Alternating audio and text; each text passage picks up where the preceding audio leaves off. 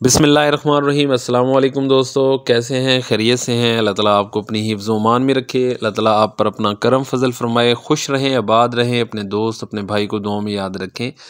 दोस्तों वेलकम करता हूं मेरे चैनल ब्रेड जोन पर। दोस्तों आज की वीडियो का जो टॉपिक है वो है तीतर की मट्टी, कि आप तीतर को मट्टी दें सर्दियों में या ना दें।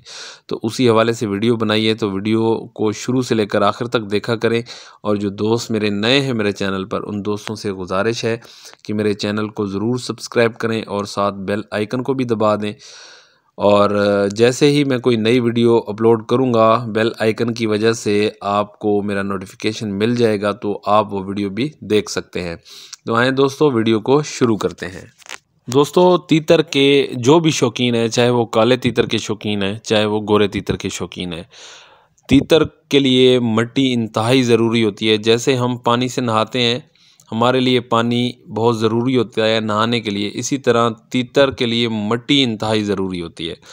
अगर आप तीतर को मट्टी में छोड़ेंगे, आपने देखा होगा जब भी आप तीतर को मट्टी देते हैं वो मट्टी में घुस जाते हैं और खेलना शुरू कर देते हैं, अपने ऊपर मट्टी फेंकने लग जाते हैं, तो वो बहुत ज़्यादा खुश हो रहे होते हैं। इस तरह आपके जो तीतर हैं वो उनकी ग्रोथ भी अच्छी होगी, उनका खून भी बढ़ेगा। सवाल ये है कि दोस्तों ने पूछा है कि सर्दियों में मट्टी तीतर को दें या ना दें। तो आपने अक्सर देखा होगा, मैं हमेशा अपने केजेस की वीडियो आप दोस्तों को शेयर करता हूँ और आप दोस्त बहुत प्यार भी करते हैं।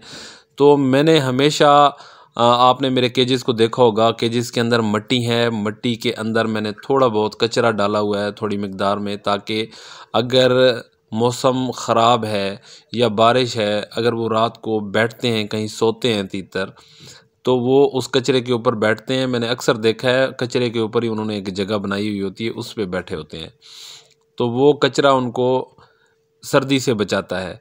तो सवाल ये होता है कि सर्दियों में मट्टी देनी चाहिए या नहीं देनी चाहिए। बिल्कुल मट्टी देनी चाहिए।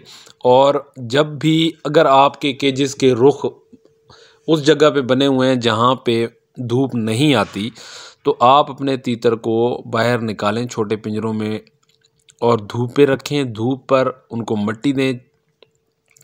इंशाल्लाह ज़बरदस्त आपके तीतर वहाँ पे खेलेंगे मट्टी के साथ, और उनकी ग्रोथ में भी इजाफ़ा होगा और उनके खून में भी इजाफ़ा होगा, और आपके जो तीतर है वो हेल्दी रहेंगे।